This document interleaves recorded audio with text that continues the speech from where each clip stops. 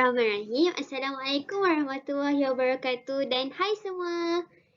Saya Nurul Hidayah Hasanah binti Syarul Nizam akan berkongsi tentang satu pelaburan yang tiada rugi.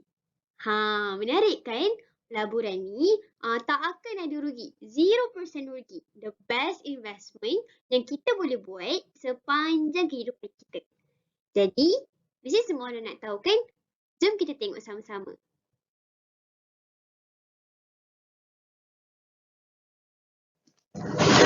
Pelaburan ni kan kita boleh buat setiap hari. Daripada kita bangun tidur sampai kita tidur balik. Pelaburan yang saya maksudkan adalah sedekah. Jadi sedekah ni sebenarnya ada macam-macam cara yang kita boleh buat. Tak semestinya dengan duit je. Sedekah yang pertama adalah doa. Kita boleh sedekahkan doa kita pada semua orang. Bukan setakat diri kita je. Kita boleh sedekahkan kat kawan kita, dekat family kita dan kemungkinan juga dekat jiran kita.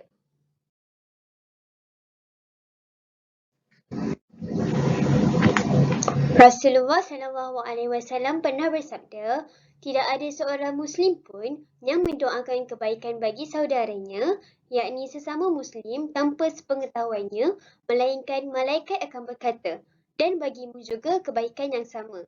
Hadis riwayat Muslim. Jadinya, tak nak ke kita kalau malaikat doakan kita? Senang kan nak malaikat doakan kita?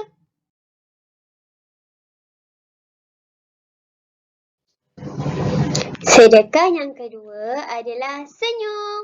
Smile.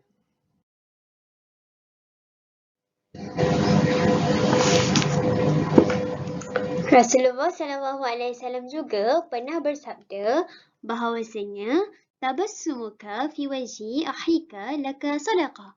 Maksudnya senyummu di hadapan saudaramu adalah bernilai sedekah bagimu. Hadis riwayat Tirmizi. Senang kan nak sedekah? Senang je kita nak invest ni. Kita senyum je. Senyum pun baik untuk kesihatan kita. Boleh jadi awet muda tau.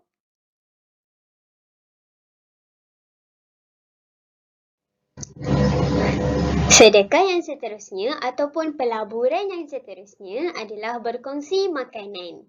Ataupun boleh je kalau nak berkongsi minuman pun.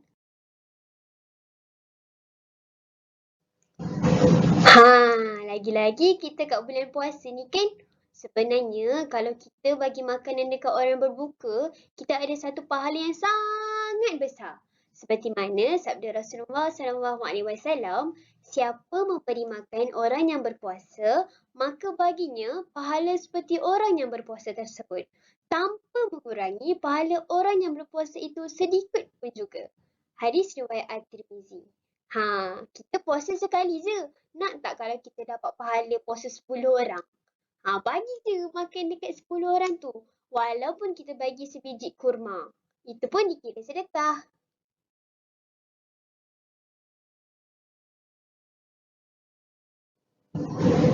Sedekah yang seterusnya adalah sedekah harta. Sedekah ni sedekah yang selalu kita dengar kan? Tapi hari ni saya nak kongsikan satu cara yang sangat senang untuk kita buat sedekah ni.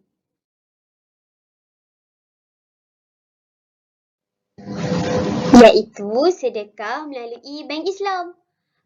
Mesti ada sesetengah daripada kita semua tahu pasal apps ni kan? Jadi saya nak bagi tahu juga. Saya nak share juga pasal apps ni.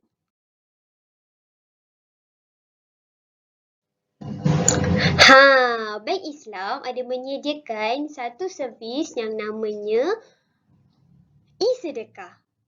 Susah ke nak buat e-sedekah ni? Tak susah pun. Yang pertama, kita login online banking bank Islam. Lepas tu, masukkanlah password.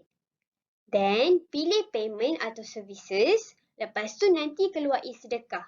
Tekan e-sedekah, lepas tu, sedekah je. Yang bestnya kita boleh pilih. Kita nak bagi sedekah dekat masjid, ataupun NGO, atau rumah anak yatim. Boleh je nak bagi sedekah kat mana-mana. Negeri apa pun boleh. Kita nak bagi 20 sen pun boleh. Ikut kemampuan kita. RM1 pun boleh. Biar sedikit asalkan istiqomah. Senang kan? Tak payah dah kita nak pergi cari tabung kat masjid. Kat rumah sambil baring pun kita boleh sedekah.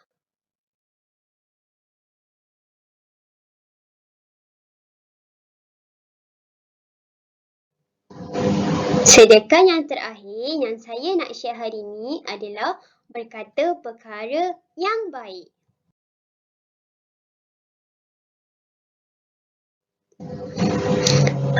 Senang kan nak buat investment? Tak payah fikir-fikir. Cakap je benda baik.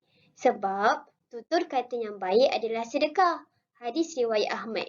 Lagipun Allah tak suka perkataan yang menyakitkan hati orang lain. Kadang-kadang kan kita tersakitkan hati orang lain. Jadi, bila kita nak cakap benda tak elok tu kan, boleh je kita fikir macam ni. Nanti aku cakap benda tak elok ni bukan dapat pahala pun. Kalau aku cakap benda baik kan dah kira sedekah. Kan senang?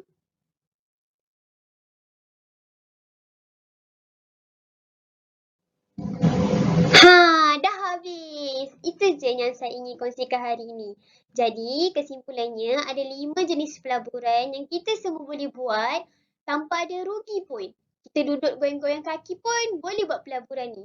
Tapi yang bestnya pelaburan ni bukan untuk dunia kita je, tapi untuk akhirat juga. Lagi-lagi bulan Ramadan ni. Kan Allah lipatkan ganjaran kita. Jadi, saya ulang balik. Yang pertama, iaitu sedekah dalam bentuk doa. Yang kedua, senyum. Yang ketiga, berkongsi rezeki ataupun makanan. Makanan berbuka pun boleh. Yang keempat, berkongsi dalam bentuk wang ringgit. Gunalah bank Islam tu. Kemudahan kan dah ada. Yang kelima, berkata perkara-perkara baik.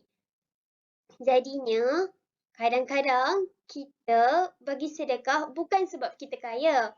Tapi sebab kita pernah rasa apa rasanya tak punya apa-apa. Jadi kat sini saya nak ajak semua orang untuk kita sama-sama sedekah. Jangan tunggu kita kaya baru kita nak bagi. Mungkin kita pernah terfikir macam ni kan. Aku tak ada duit lah sekarang. Nanti bila aku dah kaya, aku bagi. Tapi kita pasti ke yang bila kita kaya, kita akan ada rasa nak memberi lagi.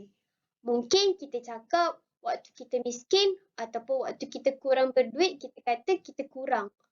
Sebab tu kita tak nak bagi. Tapi bila kita kaya, Allah mungkin bagi kita ujian yang kita sayang duit kita. Kita rasa kedekut, kita rasa nak lagi. Jadi bila-bila je rasa macam, hari ni aku nak sedekah lah. Tak payah tangguh-tangguh. Walaupun kita bagi sebiji kurma, tapi niat kita ikhlas dan betul, insya-Allah ada ganjarannya. Pesanan ini bukan untuk kalian je, tapi untuk saya juga. Bersempena dengan Ramadan ini, mari kita sama-sama banyakkan sedekah kita. Walaupun kita bagi RM1 sehari, biar sikit asal istiqomah. RM1 kalau kita bagi 30 hari, dah bagi RM30. RM30 tu dekat dunia. Kita tahu ke Allah kata berapa? Tak tahu kan? Jadi sama-sama kita melazimi sedekah. Itu sahaja daripada saya. Maaf atas segala salah silap. Assalamualaikum warahmatullahi wabarakatuh. Jangan lupa doakan saya.